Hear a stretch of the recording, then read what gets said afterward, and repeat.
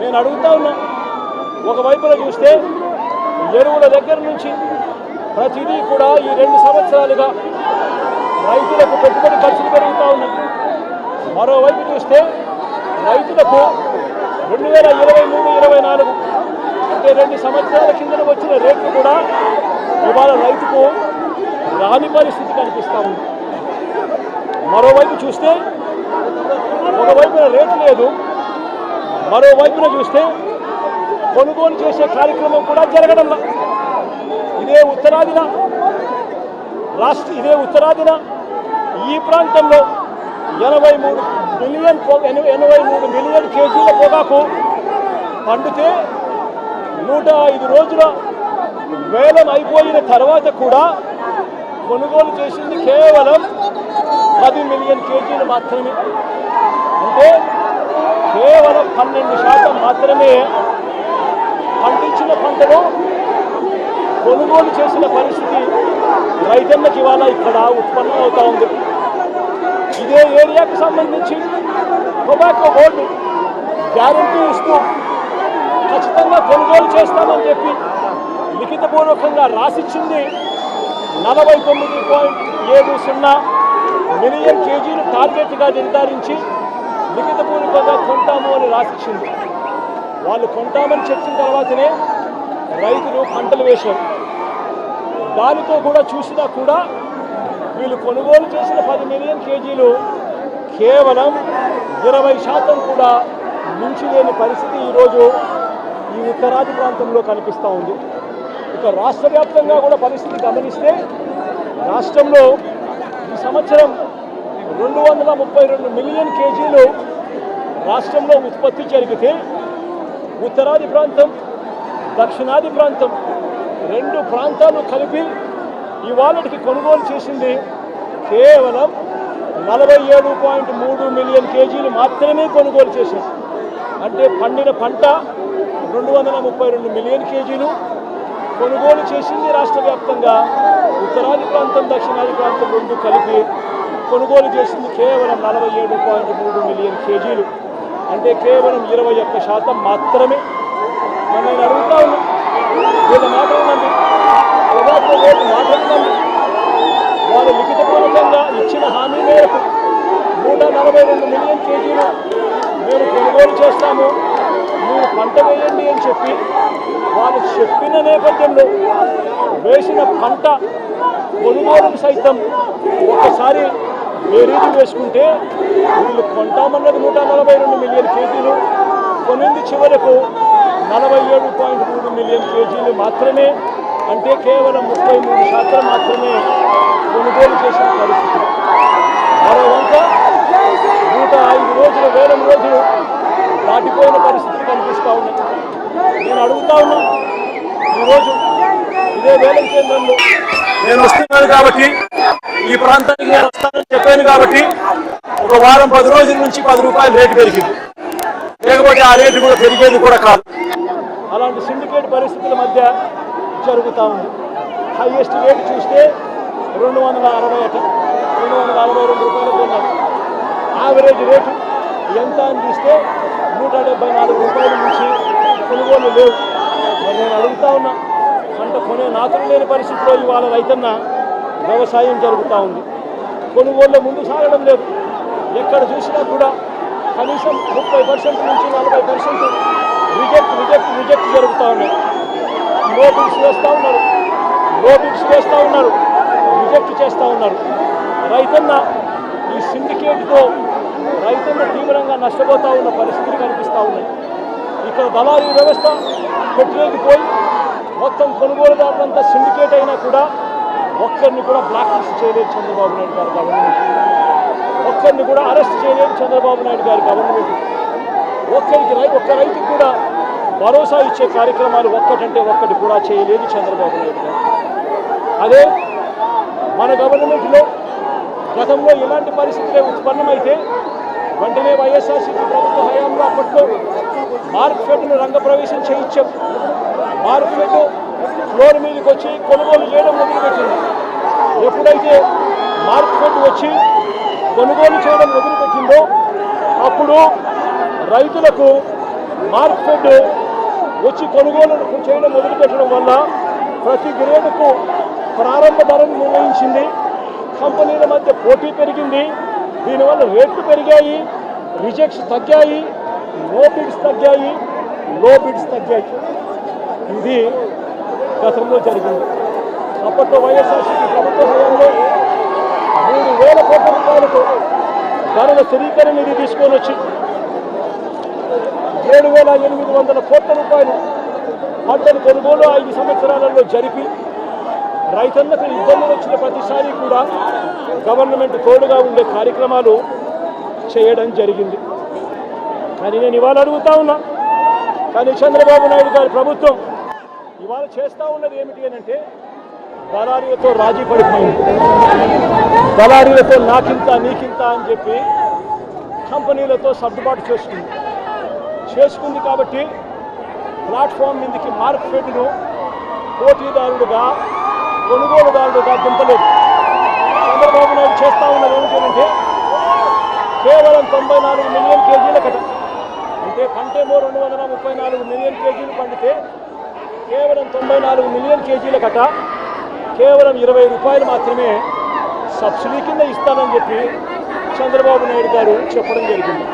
అంటే ఈ 20 రూపాయలు కంపెనీ వాళ్ళకి ఇస్తారట. అంటే కంపెనీ వాళ్ళు రైతులకు ఇప్పుడు ఇచ్చే రేటు కూడా తగ్గించి 20 రూపాయలు తగ్గించి అమ్ముకునేదానికి చంద్రబాబు నాయుడు గారు దారులు తెలిసారు.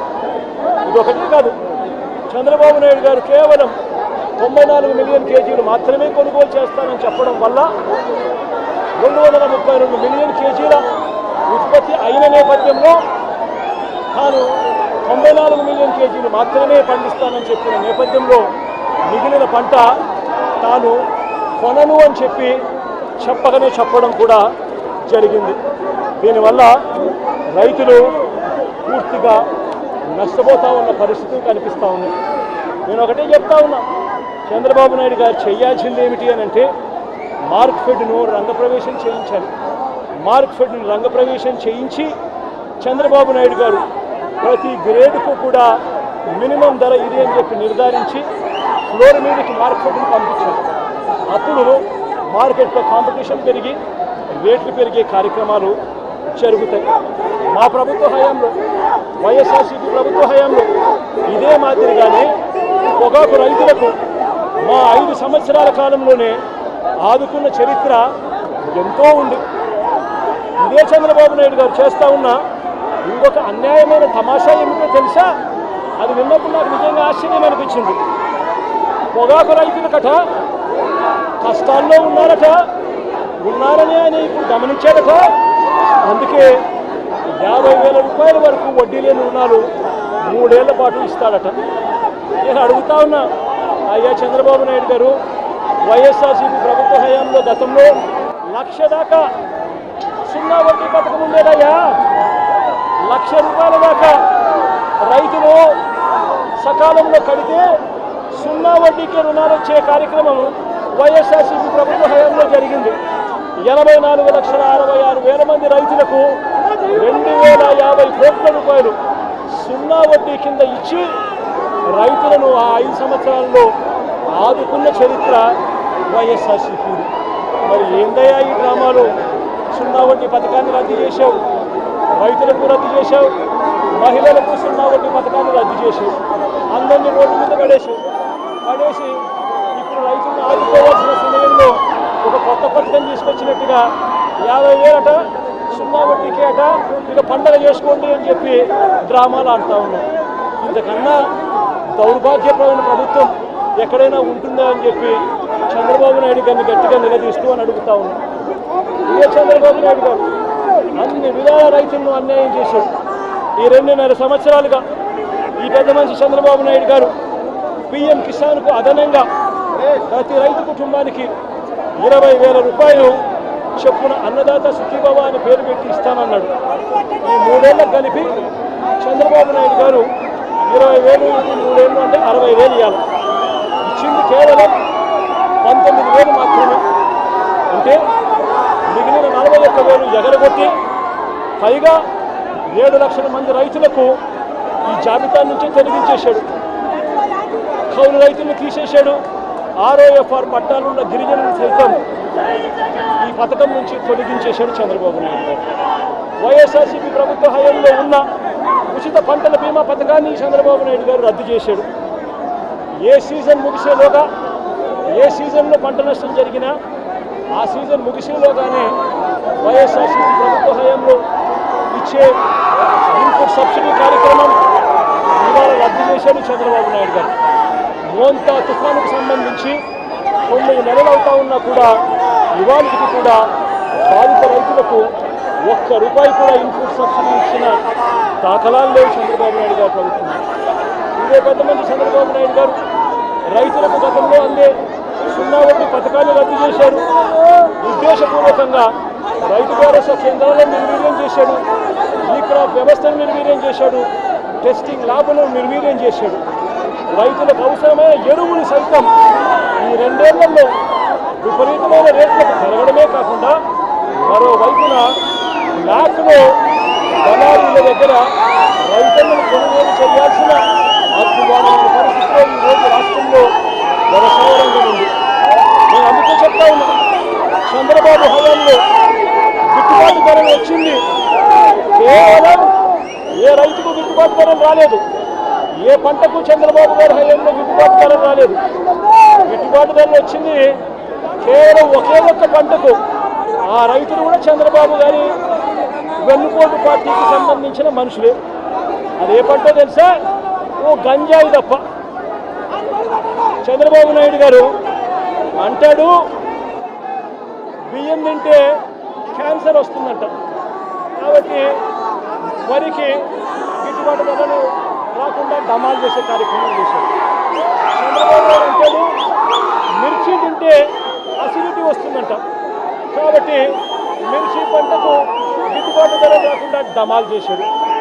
మామిడి తింటే చంద్రబాబు నాయుడు గారు అంటారు షుగర్ వస్తుందట, అందుకే మామిడి పంటను కూడా డమాల్ చేశాడు. గిట్టుబాటు ధర లేకుండా రైతులు రోడ్డు మీదకి వచ్చాడు. ఇక పొగాకు పరిస్థితి చూస్తే హెల్త్ దెబ్బతింటుందంట, పొగాకుకు మంచి రేటు వస్తే అని పొగాకు రైతులు కూడా ఇవాళ డమాల్ అనిపించాడు. చంద్రబాబు నాయుడు గారి పరిపాలనలో రైతులు హానికరం, వ్యవసాయానికి చంద్రబాబు నాయుడు గారి పరిపాలన ప్రమాదకరంగా ఈరోజు రాష్ట్రంలో పరిస్థితులు ఉన్నాయి. వైఎస్ఆర్ కాంగ్రెస్ పార్టీ ఖచ్చితంగా ఒత్తిడి తీసుకొచ్చే కార్యక్రమం చేస్తుంది. వైఎస్ఆర్ కాంగ్రెస్ పార్టీ రైతుల పక్షాన పోరాటం కొనసాగిస్తుంది. ఈ ప్రభుత్వంలో ఈ మాదిరిగా ఆత్మహత్యలు చేసుకున్న వెంకట్రావు అన్న భార్య లాంటి కుటుంబాలకు వైఎస్ఆర్ కాంగ్రెస్ పార్టీ ప్రభుత్వం అధికారంలోకి వచ్చిన వెంటనే ఈ కుటుంబాలకి అండగా ఉంటాం. ఇది ప్రభుత్వం తప్పిదం కాబట్టి, ప్రభుత్వం స్పందించాల్సిన సమయంలో స్పందించడం లేదు కాబట్టి, ఇవ్వాల్సిన ఎక్స్గ్రేషియా 7 లక్షల రూపాయలు ఇవ్వడం లేదు కాబట్టి, ఇవ్వని కారణంగా ఆ 7 లక్షలకు డబల్ చేసి ప్రభుత్వం తప్పు అని చెప్పి ఒప్పుకొని అధికారుల చేత లెంపలే ఇచ్చి ఈ తల్లికి మన ప్రభుత్వం వచ్చిన తర్వాత మంచి జరిగిస్తాము అని కూడా ఖచ్చితంగా చెప్తా ఉన్నాను.